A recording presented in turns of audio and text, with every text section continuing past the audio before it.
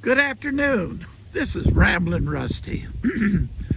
I just read something interesting on the internet talking about railroad, how far apart they are.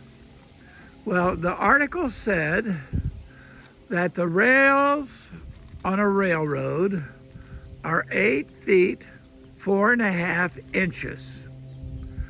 And people wonder why in the world that dimension. Well, the reason was because that was the width of the railroads in England.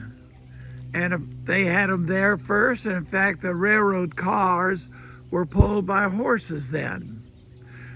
Where I am taking pictures right now, this is on the Newmarket Depot Road. Right here where all these tractor trailers are and other things, used to be a little depot here beside the railroad. So I thought I'd come out here and I would do this. But anyway, let's get back to what I was saying. 8 feet, 4.5 inches wide. Why in the world that dimension? Well, of course, the person came over from England. And why did he use it? Because that's what they used in England. Why do they use that width? Well, the different carriages and big wagons that they used was on that width from center to center, 8 feet, 4.5 inches. Where did they get that from?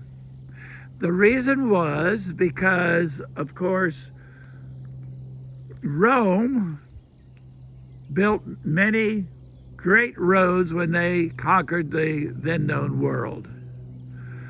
And their chariots were, guess what their wheels were? 8 feet, 4.5 inches. Most of the chariots were pulled by 2 horses.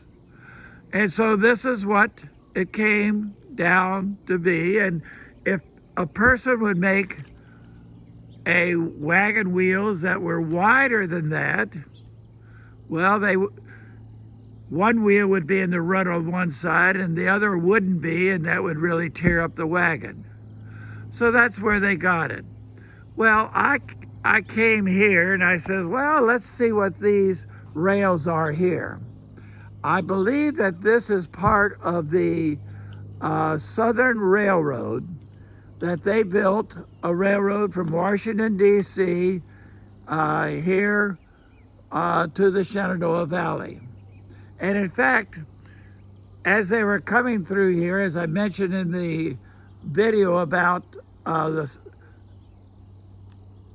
Shenandoah Caverns, they were digging out some rocks to put on for the railroad, and that's when the boys discovered Shenandoah Caverns. And so anyway, when I measured these rails, these were only 5 feet, 2 inches across. Now, I do not have an explanation why this is narrower, why they use that way. But anyway, I'll have to do some more research. And maybe if some of you have some other answers about that, you can pass it on to me. The ties of railroad rails are, of course, nailed down into railroad ties. These railroad ties are usually 9 inches wide, 7 inches high, about 8.5 feet long. And they have an average width of about 21 inches from center to center. And of course, if the ground is softer, the ties would be a little longer because they need to displace the weight of the trains.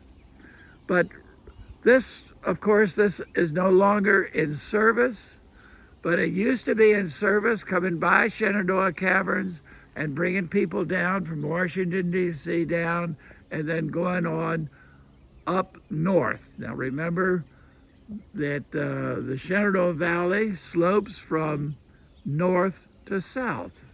It's one of the few rivers of the world that go from north to south.